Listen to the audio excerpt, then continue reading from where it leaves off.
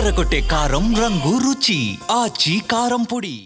పాతబస్తీ సాలిబండ Gomati electronic షోరూంలో జరిగిన భారీ అగ్ని ప్రమాదానికి స్థానికంగా ఉన్నటువంటి బిల్డింగ్లకు కూడా మంటలు వ్యాపించాయి. ప్రస్తుతం ఏదైతే పక్కనే అంటే ఆ బిల్డింగ్ కి ఆనుకొని ఉన్నటువంటి లక్ష్మీ డ్రెస్సెస్ అనే ఒక బట్టల దుకాణంకు కూడా మంటలు చెలరాయి. ప్రస్తుతం మనం చూసుకోవచ్చు, స్పాట్ లోనే ఉన్నాం. ఇదే లక్ష్మీ డ్రెస్సెస్ కి కూడా మంటలు కూడా పూర్తిగా కూడా వ్యాపించి లోపల ఉన్న సామాగ్రి మొత్తం కూడా కాలిపోయిన పరిస్థితి. ఒకసారి మనం లోపలికి వెళ్లే ప్రయత్నం చేద్దాం. ఒకసారి లోపల చూసుకుంటే లోపల ఏదైతే వీళ్ళ క్లాత్స్ కానీ ఇవన్నీ కూడా పూర్తిగా కాలిపోయిన పరిస్థితి. అందరూ ఆ సిబ్బంది అంటే ఈ స్టోర్ కి సంబంధించిన సిబ్బంది కూడా మొత్తంగా కూడా కాలిపోయిన సామాన్లు కూడా మొత్తం క్లియర్ చేసే పనుల్లో ఉన్నారు. ఒకసారి చూసుకోవచ్చు, మొత్తంగా కూడా ఏదైతే వాళ్ళ క్లాత్స్ కి సంబంధించిన కొత్తగా వచ్చిన స్టాక్ అదంతా కూడా పూర్తిగా కూడా కాలిపోయింది. ఒకసారి మనము విజువల్స్ లో చూసుకుంటే మొత్తం రూఫ్ దగ్గర నుంచి వెళ్ళి కబోర్డ్స్ కానీ అవన్నీ కూడా కాలిపోయిన పరిస్థితి అయితే కనిపిస్తుంది. అయితే దీనికి ఒక 2 రూమ్స్ టైప్ గా కూడా ఉంది ఈ లక్ష్మీ డ్రెస్సెస్ కి.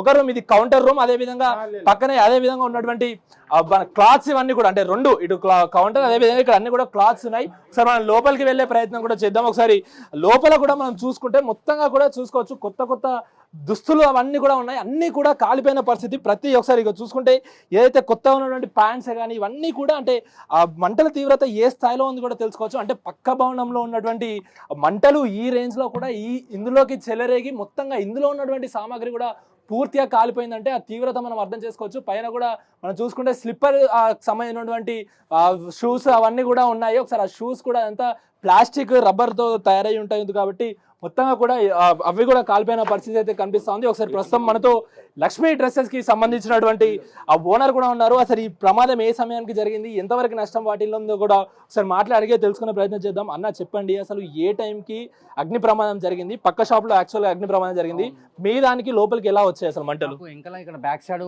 ఈ అగ్ని ప్రమాదం ఇంకా నుంచి ఇంకా వ్యాపించాయి మంటలు వ్యాపించి ఇక్కడ దర్వాజా ఉండడం వల్ల ఇక్కడ బ్యాక్ సైడ్ నుంచి ఇక్కడికి అటాక్ వల్ల ఈ 2 షాపులు ధ్వంసమయ్యాయి. ఇది మా అక్కది, ఈ పక్క షాప్ ఈ 2 నాది. అసలు ఏ టైంకి జరిగింది ఏంటి? ఇది 10 నుంచి 10:30 మధ్యలో జరిగింది సార్. నేను ఇంటికి వెళ్ళాను, ఇలా కొద్ది ఫంక్షన్ అని చెప్పి 8:30కి క్లోజ్ చేశాను షాపు. వచ్చి నాకు 10 నుంచి 10:30 సమయంలో మిత్రులు ఫోన్ చేసి ఇలా ఉందని చెప్తాను.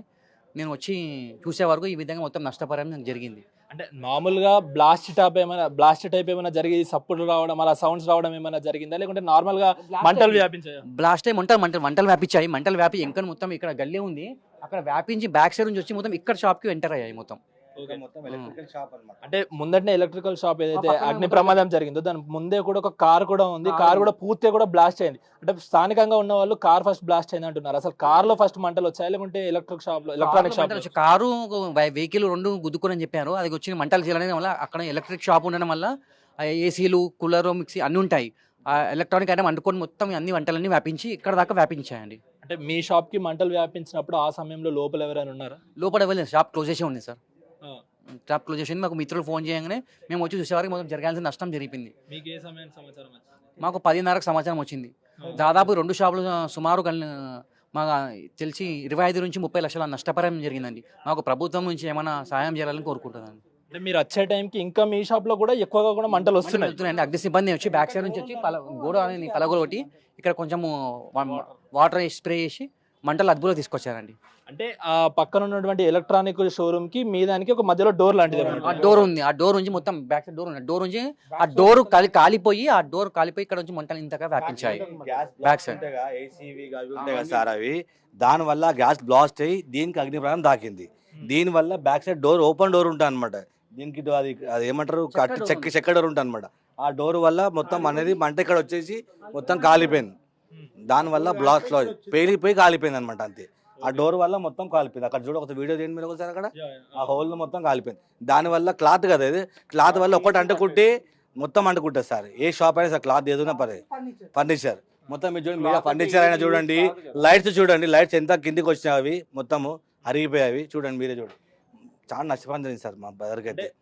మీరు కూడా చాలా సంవత్సరాల నుంచి ఇక్కడ వ్యాపారం చేస్తున్నామండి. మా నాన్నగారు పెట్టారు, మా నాన్న కరోనా ఎక్స్పైర్. మేము తర్వాత మా అక్క గారు మేము చూసుకుంటున్నాము.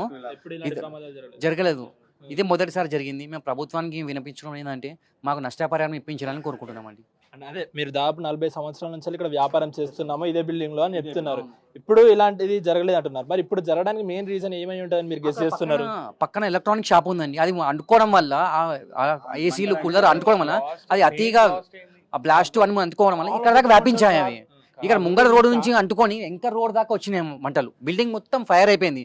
ఆ పక్క బిల్డింగ్ ఫైర్ అయిపోయి ఇక్కడ ఈ బిల్డింగ్ అంటుకొని ఉంది. ఈ బిల్డింగ్ అనుకుని ఇక్కడ 2 షట్టర్లు కాలిపోయాయి. అంటే ఈ గోమతి షోరూమ్ ఏదైతే ఎలక్ట్రానిక్ షోరూమ్ ఉందో అది ఇక్కడ పెట్టి ఎన్ని సంవత్సరాలు అవుతుంది? అది దాదాపు 40 ఇయర్స్ మాకన్నా ముందు నుంచే ఉంది. 40 నుంచి 45 ఇయర్స్ ఓల్డ్ షాప్ అది. ఇట్లా ఎప్పుడు ఇలా జరగలేదు.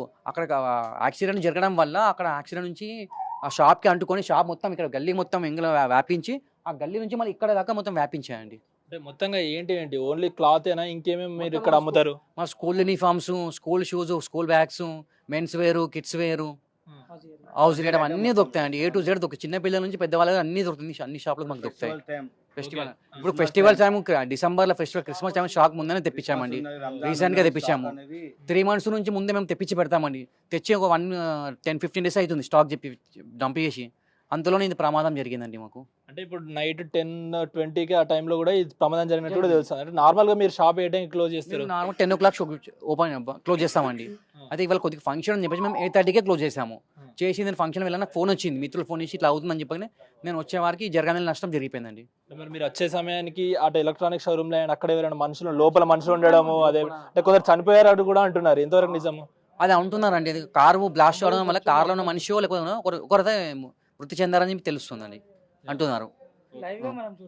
సో అది చూస్తున్నాం కదా. ఎందుకంటే రానున్న డిసెంబర్లో క్రిస్మస్, అదేవిధంగా సంక్రాంతి, పండుగ అవన్నీ కూడా ఆ పండుగలు ఉన్న కారణంగా ముందుగానే మేము స్టాక్ కూడా తీసుకొచ్చి పెట్టుకున్నాము. సో చూసుకోవచ్చు, కొత్తగా స్టాక్ ఏదైతే షూస్, స్కూల్ సంబంధించినటువంటి పిల్లల డ్రెస్సులే కానీ వాళ్ళ స్కూల్ షూస్ అవన్నీ కూడా ఉన్నాయి. అవన్నీ కూడా పూర్తిగా దగ్ధమైంది.